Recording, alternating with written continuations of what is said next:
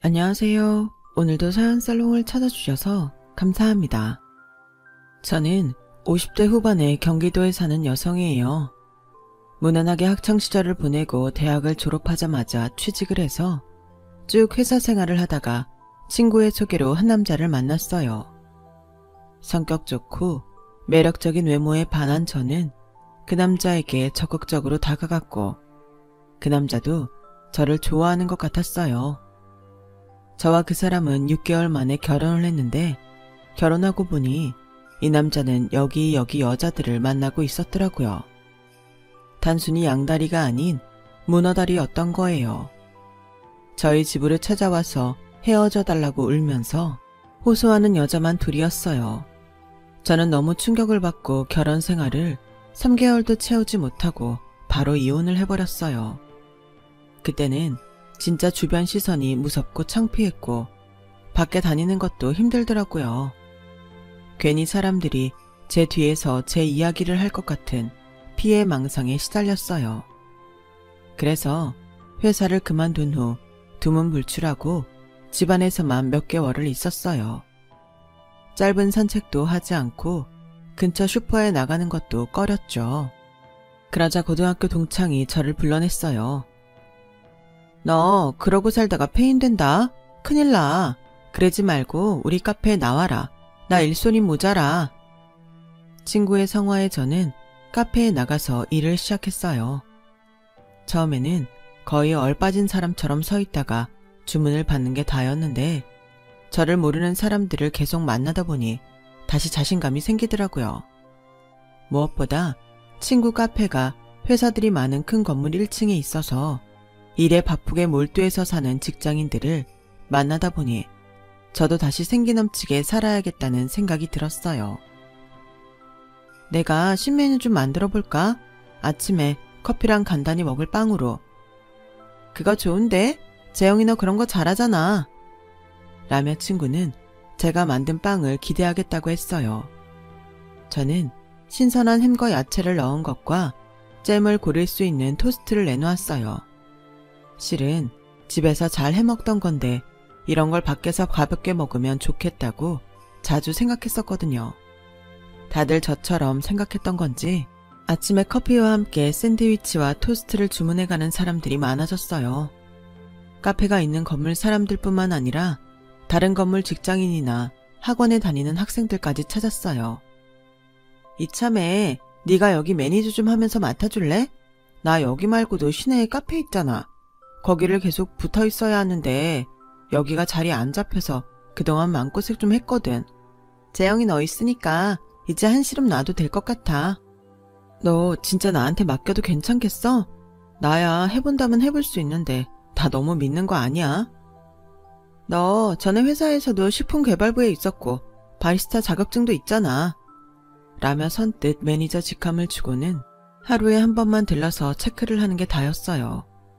저는 친구가 얼마든지 새로운 메뉴를 만들어도 된다기에 간단한 샐러드와 홍차 음료도 추가했어요. 그러자 야근을 하는 사람들도 카페에 와서 샐러드와 빵을 사갔어요. 너무 부담스럽게 먹고 싶지 않을 때 좋다고 하더라고요. 그렇게 많은 사람들이 단골이 되었고 단골 중에 저희 남편이 될 사람이 있었어요. 남편은 항상 시계를 자주 봤고 어쩐지 바빠 보였어요. 음식을 주문하고도 초조하게 밖을 볼 때도 있었고요. 그러다가 포장한 게 나오면 얼른 집어들고 바쁘게 퇴근을 할 때가 많았어요. 어느 날인가 밤 8시 반쯤 되어서 슬슬 카페를 정리하려는데 그 사람이 다급한 걸음으로 들어와서 정말 죄송한데 오늘 팔고 남은 샌드위치 있나요? 샐러드도 혹시 있으면 좋겠는데요. 샐러드는 야채 오늘 분량이 있고 샌드위치야 금방 만들면 되니까 잠시만 기다리시겠어요? 아, 정말 감사합니다. 이렇게 문 닫는 시간에 와서 죄송해요. 괜찮아요. 바쁘신 것 같은데 그럴 수도 있죠. 실은 우리 아들들이 여기 샌드위치를 굉장히 좋아해요. 언젠가 한번 사갔더니 먹어보고는 자꾸 찾더라고요. 기왕이면 야채도 더 같이 먹으면 좋을 것 같아서 샐러드도 사가려고요. 아드님들 간식 챙겨주시는 거였어요? 아, 너무 자상한 아빠네요. 사모님도 좋아하시겠어요. 아, 실은 저 혼자예요. 혼자 두 녀석 키우려다 보니 늘 정신없고 바빠서 잘 해주지도 못해요. 이렇게 좋아하는 거라도 챙겨줘야죠. 저는 그 말에 좀 놀랍기도 하고 감동도 돼서 포장한 걸 건네며 잠시 넋을 잃고 쳐다봤어요. 깔끔한 인상에 일 잘할 것 같은 사람인데 그런 어려움이 있는지는 몰랐거든요. 저는 그 뒤로 그 사람이 와서 아이들 먹을 걸 사갈 때면 더 신경 써서 만들었고 가끔 다음날 아침에 먹을 것까지 함께 준비해서 줬어요.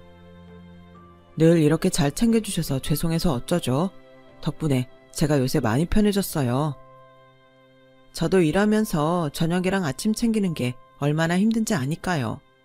이런 말 조심스럽긴 하지만 많이 힘드시겠어요. 그건 저보다 아이들이 더 그럴 거예요. 아직 엄마 손이 한참 필요한 나이인데 이렇게 헤어져서. 뭐 어쩔 수 없는 일이니 저라도 잘해야 되는데 일이 바쁘니까 잘 못할 때가 더 많아요. 아이들도 다 알아요. 아빠가 이렇게 노력하시는데 그거 모를 수가 없죠. 오늘만 해도 내일 먹을 것까지 잔뜩 챙겨가시잖아요. 매니저님이 더 챙겨주셔서 많아지긴 했죠. 라며 웃는데 순간 둘 다 얼굴이 붉어졌어요. 저는 얼른 어색한 분위기를 벗어나고 싶어서 좀 불편할 수 있는 질문을 하고야 말았어요. 사모님하고는 어떻게 헤어지신 거예요? 이런저런 사정이 좀 있었어요. 막 어린이집 들어간 아이들 두고 헤어진 심정은 그 사람도 이루 말할 수 없을 거예요. 다 이해하고 있어요. 그래도 저라면 이런 남편이면 그냥 살 것 같아요. 라고 하자 그 사람은 좀 놀란 눈으로 저를 쳐다봤어요. 아, 그게 제가 다른 뜻이 있어서 한 말이 아니고요. 실은 저도 이혼했어요. 남편한테 저 말고도 여자가 많더라고요. 라며 제 이야기를 하고 말았죠. 그 뒤로 저와 남편 사이에는 공감대가 생겨서 더 친해졌어요. 저는 아이들 운동회나 소풍 전날에 도시락까지 준비할 정도로 그 사람한테 마음이 많이 쓰였어요. 처음에는 미안해하기만 하던 그 사람도 어느 순간부터는 고마워하며 활짝 웃게 됐어요. 그러던 어느 날 오후였어요. 손님이 적어서 한가한 시간이었는데 남편이 아들 둘을 데리고 카페에 들어왔어요. 자, 둘 다 정중히 인사. 감사합니다. 감사합니다. 라며 아이들은 남편이 시키는 대로 또랑또랑 인사를 하더라고요. 아이들을 좋아하는 저는 금방 그 사람 아들들하고도 친해졌어요.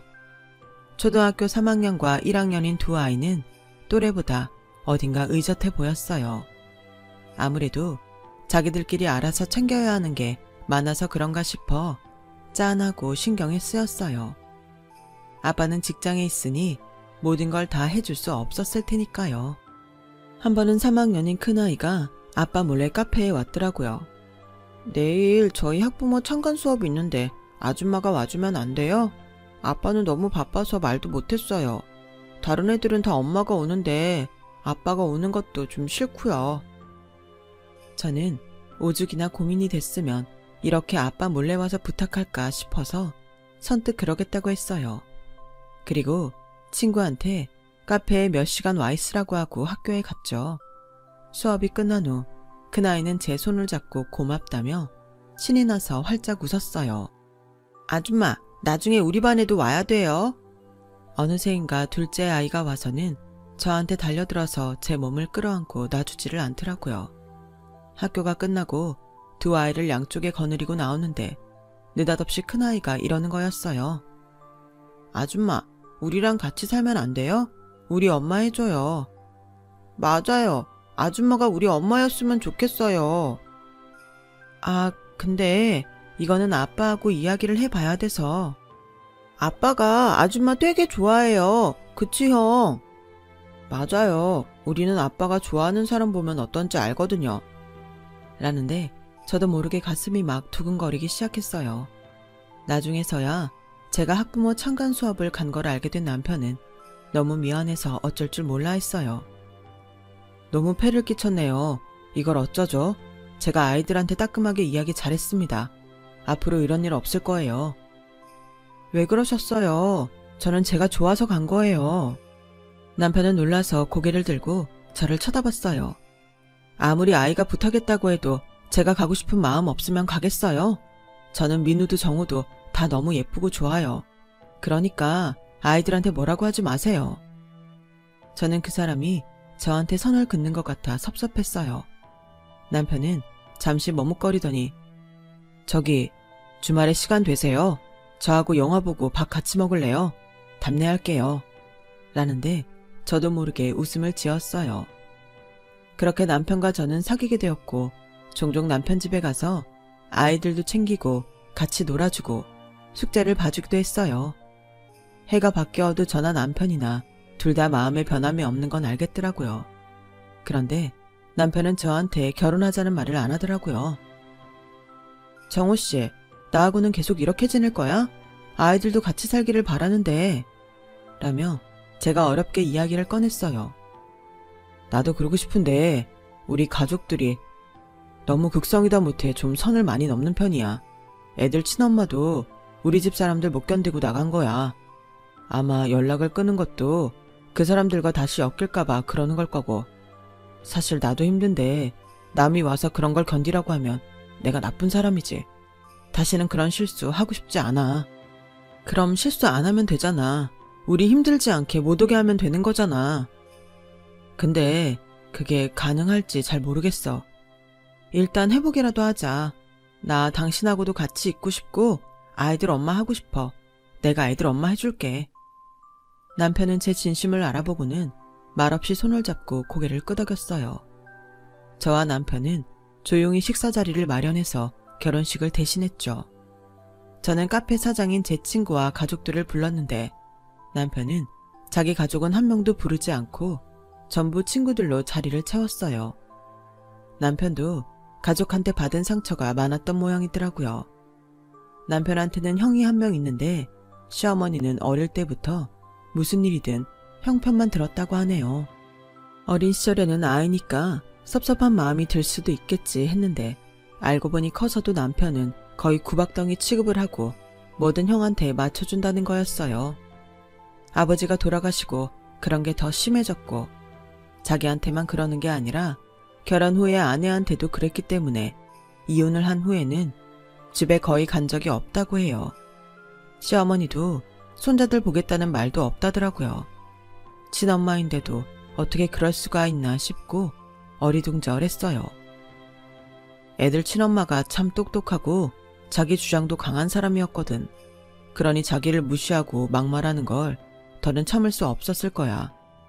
실은 말을 안 해줘서 나도 나중에 이혼할 때 알았어. 당신은 그러지 못하게 내가 철저하게 막을 거야. 그러니까 걱정하지 마. 이렇게 용기 내서 나와 결혼해준 당신인데 내가 꼭 지킬게. 혹시라도 우리를 찾아서 나한테 뭐라고 해도 나도 잘 이겨볼게. 당신한테 숨기지도 않고 말하고. 저희는 남편 집에 알리지 않고 다른 데로 이사를 해서 아이들 전학수소까지 다 마친 상태였어요.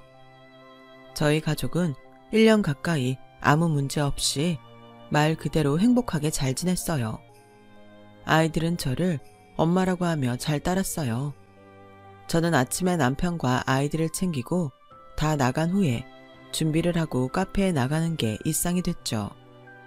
가끔 시간이 맞으면 남편과 같이 퇴근을 하기도 했고요. 정말 늘 그런 날들만 있을 것 같았고 그럴 줄 알았죠.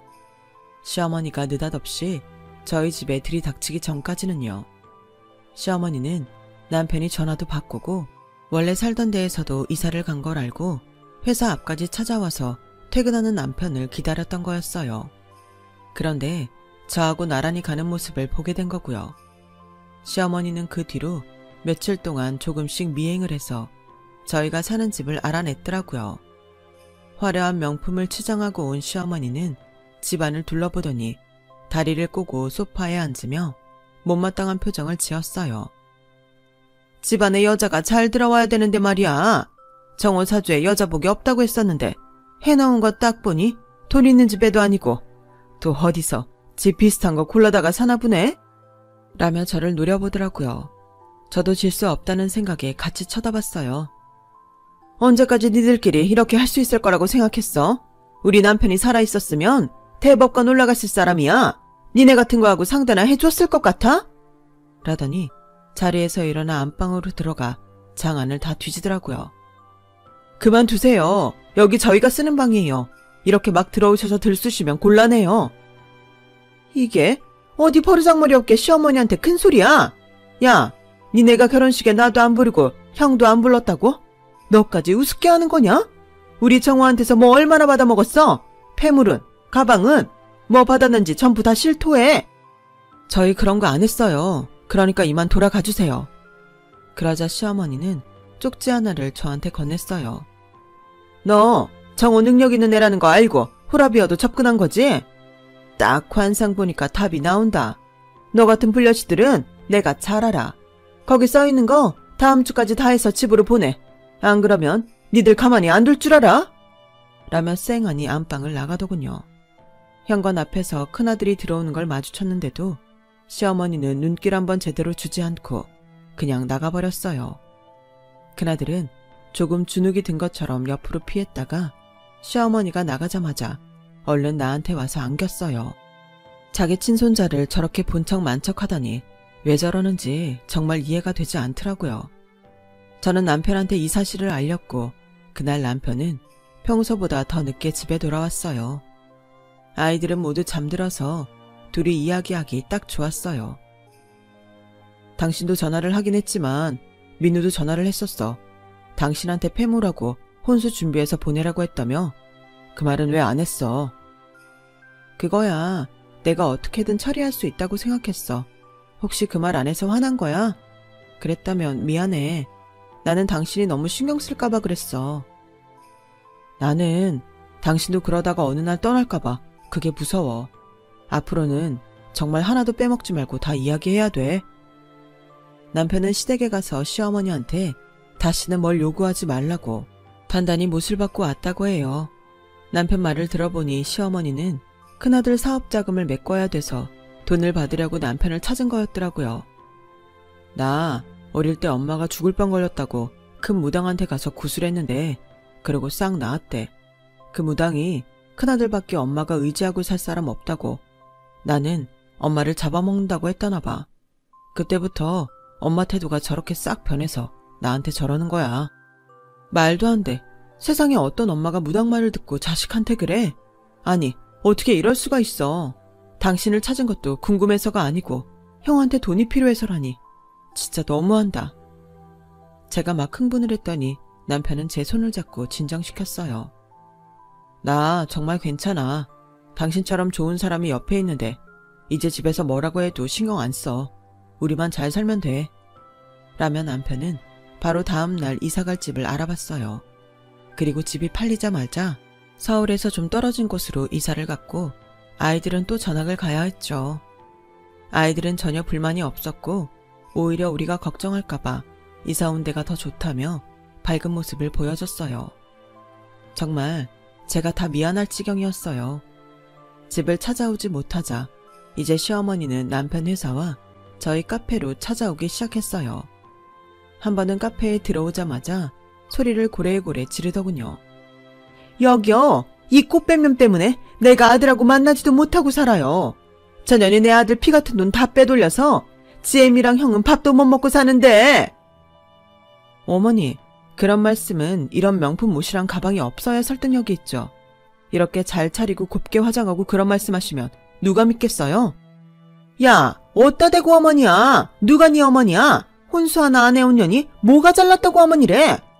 라며 제 뺨을 때렸고 그 이야기를 들은 남편이 내려와서 경찰을 불러 시어머니를 끌어냈어요. 야, 너 진짜 이럴 거야? 여자한테 미쳐서 부모 형제 다 버릴 거냐고? 라며 시어머니는 경찰한테 끌려가면서도 억지를 부렸어요. 그래도 당신 어머니인데 이렇게까지 안 해도 되잖아. 아니야, 지금 여지를 주면 또 밀고 들어와서 말도 안 되는 소리하고 사람 괴롭힌다고. 오늘도 봐, 끝까지 저러는 거. 다시는 나 거기에 안 넘어갈 거야. 당신도 그런 줄 알아. 라는데 남편이 아주 단단히 결심한 것 같았어요. 시어머니는 그 난리를 피우고도 회사 근처에 또 찾아왔지만 남편이 그럴 때마다 경찰을 부르며 철통 방어를 치자 오고 싶어도 오지 못하게 됐어요. 저희는 더 이상 이사를 가지 않아도 됐고 회사에서도 아무 일 없이 잘 지냈죠. 저는 아이들이 고등학교에 들어가면서부터 카페를 그만두고 집에서 뒷바라지하는 데에만 신경을 썼어요. 다행히 아이 둘 다 공부를 잘하는 편이었고 특히 큰아이는 성적이 아주 좋았어요. 고3 때까지 계속 성적을 잘 유지하더니 좋은 대학에 들어갔죠. 둘째도 공부를 곧잘 해서 형이랑 같은 대학을 목표로 했고요. 그 즈음부터 남편의 건강이 나빠지기 시작했어요. 안 그래도 신경이 쓰여서 병원에 좀 가라고 해도 괜찮다며 안 갔는데 검진 결과가 좋지 않다고 대학병원에 가보라는 이야기를 들었다는 거였어요. 저는 괜찮다는 남편을 억지로 끌고 대학병원에 가서 정밀검사를 받게 했어요. 그랬더니 남편이 간암 3기라는 거였어요. 정말 눈앞이 캄캄하다는 말이 뭔지 실감이 나더군요. 지금이 가장 행복한 때라고 생각했는데 아이들도 잘 자랐고 이제 둘째 아이의 합격 발표만 기다리면 되는데 저는 검사 결과를 듣는 남편 앞에서 울지 않고 씩씩해 보이려고 얼마나 노력했는지 몰라요. 여보, 나 괜찮을 거야. 그러니까 너무 걱정하지 마. 라며 남편은 제 등을 쓰다듬었지만 남편은 쓰러졌고 중환자실에서 혼수 상태에 빠지고 말았어요. 둘째 아이의 합격 소식은 바로 그때 들었어요. 여보, 정우 대학 합격했대. 당신이 얼른 일어나서 잘했다고 축하한다고 안아주고 맛있는 것도 사줘야지. 정우 좋아하는 거 사준다고 했다며. 라며 남편에게 말을 걸어보았지만 아무 소용 없었어요. 남편은 그렇게 혼수 상태에 빠지고 5일 후에 세상을 떠나고 말았어요. 남편의 영정사진을 앞에 두고 앉아있으려니 모든 게 허망하게 느껴졌어요. 내가 조금 더 일찍 알아차렸으면 좋았을걸. 조금 더 빨리 병원에 가자고 재촉할걸. 별별 후회가 다 들었고 눈물도 말라서 나오지 않았어요. 아이들이 제 옆에서 손을 꼭 잡고 있었기에 쓰러지지 않을 수 있었어요. 그러다 발인 전날 시어머니와 아주버님이 빈소에 왔어요. 아들이 죽어서 마지막을 보러 오는데도 시어머니는 명품을 두르고 화장을 곱게 했더군요. 처음 보는 아주버님은 멀뚱멀뚱 저를 보기만 했고요. 둘 다 왜 그렇게 얄미워 보이던지 눈길도 주기 싫은데 대뜸 아주버님이 부의금 받는 자리에 서서 봉투를 받더라고요. 원래 그 자리에 있던 아들 친구는 머쓱하게 물러났어요. 내가 니네 살던 데까지는 내놓으라고 하지는 않을게. 근데 걔 재산은 네가 손 못 댄다. 애들 이제 막 대학생 됐는데 쟤들이 뭘 알겠어. 그때까지는 나하고 우리 큰애가 돈 잘 굴려서 재산 만들어 놓을 테니까 그렇게 알아. 뭐라고요? 지금 그게 죽은 아들 영정 앞에서 할 소리예요? 그리고 우리 애들도 다 큰 성인이에요. 어디에서 이 사람 재산을 함부로 하겠다는 거예요? 안 돼요. 더야말로 지금 남편 앞세우고서 시어머니한테 핏대 세우냐? 그것도 돈 때문에? 아주 네가 내 아들 빨아먹고 사는 거 재미 들렸구나? 아이고, 인연이 남의 아들 잡아먹고도 지 욕심만 차리네. 불쌍한 내 아들 어쩌면 좋아. 라며 갑자기 드라마라도 찍는 것처럼 땅을 치며 통곡을 하더라고요. 친정 식구들도 아이들도 그런 시어머니와 아주버님을 상대로 한바탕 붙어버렸고 저는 두 아이를 뜯어 말려서 억지로 데리고 밖으로 나와 열을 식히게 했어요. 괜히 아이들이 남들한테 욕먹고 상처받을 게 두려웠거든요. 안 그래도 몸도 마음도 힘든데 시어머니와 아주버님까지 와서 들쑤시는 통에 저는 천근만근히 몸을 이끌고 겨우 장례를 치러야 했어요. 정말 너무 힘들어서 그때 일은 아무것도 생각이 나질 않네요. 집에 와서 잠깐 눈을 붙였는데 밖에서 큰 소리가 났어요. 할머니, 지금 엄마 많이 아프다고요. 하는 둘째 목소리에 밖에 나왔더니 시어머니가 거실 한가운데를 차지하고 있더라고요. 하던 이야기는 마저 해야 되니까 왔는데 니네 애들은 어떻게 교육을 시켰길래 할머니를 보고 싸우려고 대드니? 이야기하시는 건 좋은데 아이들 보고 뭐라고 하지는 마세요. 무슨 이야기가 더 남으셨는데요? 막말로 네가 본처도 아니고 애들 친엄마도 아닌데 정호 죽은 마당에 이 집에 무슨 명분으로 계속 눌러있겠다는 거냐? 네가 정청호 재산을 내놓지 않겠다면 나도 다 생각이 있어.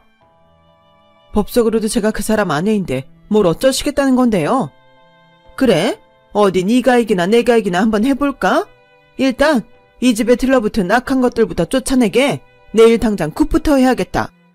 진짜 이게 뭐예요? 할머니가 왜 우리 집에서 구슬해요? 멀쩡한 남의 집이 뭐가 악한 게 있다는 거예요? 할머니, 우리한테 이럴 자격 없어요. 그러니까 나가요. 라며 둘째가 소리를 질렀어요. 집안 꼬라지 아주 잘 돌아가네. 이게 네가 시켰다는 교육이냐? 지 할머니한테 저러고 빡빡 소리나 지르게 만들고? 넌 이 집에 아무런 도움이 되지 않았어. 애들만 봐도 딱 보여. 정호는 여자 복이 없다는 말이 딱 맞아.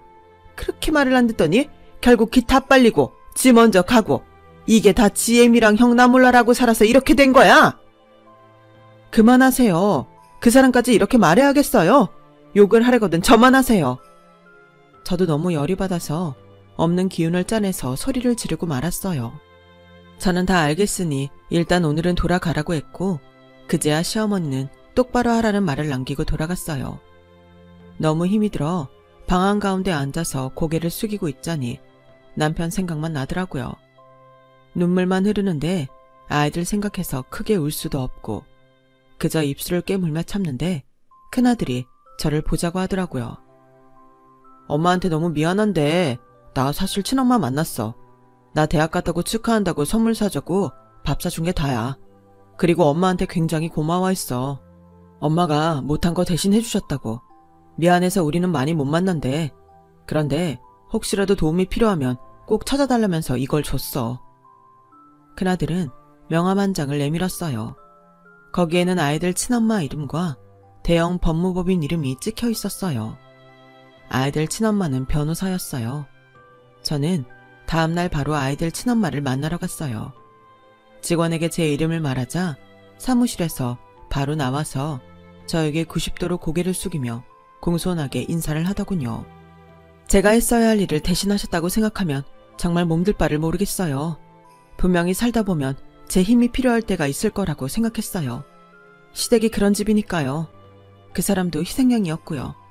제 생각보다 더 일찍 뵙게 된 것 같네요. 라며 차분히 말하는데 의뢰인이라면 신뢰가 갈 만한 사람이더라고요. 저는 시어머니가 아주버님이랑 와서 했던 말들을 이야기했어요. 그렇게 시간이 흘렀는데도 그 사람들은 변한 게 없네요. 어쩌면 더 악독해진 것 같기도 하고요. 민우 정호 어머니 힘들겠지만 정신 똑바로 차리셔야 돼요. 말도 안 되는 소리 하면서 쳐들어오니 그냥 다 줘버리자 싶은 마음도 드실 거예요. 저도 그랬으니까요. 절대 안 돼요. 애들 결혼도 해야 되고 그 다음 노후는 어떡하실 건데요. 마음 약해지면 안 돼요. 라며 제 손을 꼭 잡아줬어요. 저도 알겠다고 하고 마음을 다잡았죠. 그리고 시어머니가 무당을 불러들인 날이 됐어요. 네가 정호한테 달라붙어서 먹은 거 다 토해내고 나가. 부모 형제도 부르지 않고 한 결혼이 무슨 결혼이라고. 라며 무당이랑 양쪽에서 제 머리를 때리고 패악질을 부리는데 경찰들이 집에 들이닥쳤어요. 여기 신고받고 왔습니다. 거기 두 분 저희랑 좀 가주시죠. 신고는 무슨? 여기 내 아들 집이고 선녀님은 내가 불렀어. 야, 네가 어느 틈에 신고까지 했어? 에라이 웅큼한 것? 아니요, 제가 했어요. 제가 법적 대리인이거든요. 라며 애들 친엄마가 들어오자 시어머니는 눈이 휘둥그레져서 진짜 죽은 사람이라도 본 것처럼 놀랐어요. 네가 여기 어떻게? 네가 뭐라고 여길? 제가 김경화 씨 법적 대리인 이소영 변호사입니다. 두 분은 지금 가택 침입에 폭행죄까지 더해져서 바로 서로 가주셔야겠어요. 이 집은 돌아가신 아드님하고 김경화 씨의 공동명의로 되어 있기 때문에 두 분은 가택 침입한 게 맞아요. 김경화 씨가 원하지 않는데 들어오셨잖아요. 맞죠, 김경화 씨? 네, 맞아요. 혹시 애들한테 해코지라도 할까봐 어쩔 수 없이 들어오게 한 거지. 저 두 사람 여기 1초라도 있는 거 못 견디겠어요. 그리고 폭행이 있었죠? 네, 저기 제 카메라로 찍어놨어요. 저는 숨겨뒀던 카메라를 꺼내서 경찰들에게 보여줬고 경찰들은 시어머니와 무당을 끌고 집에서 나갔어요. 야, 니들이 감히 뒤에서 짜고 나를 이렇게 만들어? 언제부터야? 니들 언제부터 편먹고 지낸 거야? 야, 이거 안 놔? 니네들이야말로 감빵 쳐넣을 거야? 얼른 이거 안 놔! 시어머니는 목이 터져라 악을 쓰며 끌려나갔어요. 지금부터는 제게 맡기세요. 다시는 헛소리 못하게 할 테니까요. 아이들 친엄마는 바로 소송을 하겠다고 했고 시어머니와 아주버님을 상대로 접근 금지 신청까지 했어요. 처음에는 욕을 하며 억지를 쓰던 시어머니는 우리 쪽에서 정신적 피해 보상까지 요구한다고 하자 그제야 변호사를 선임했어요.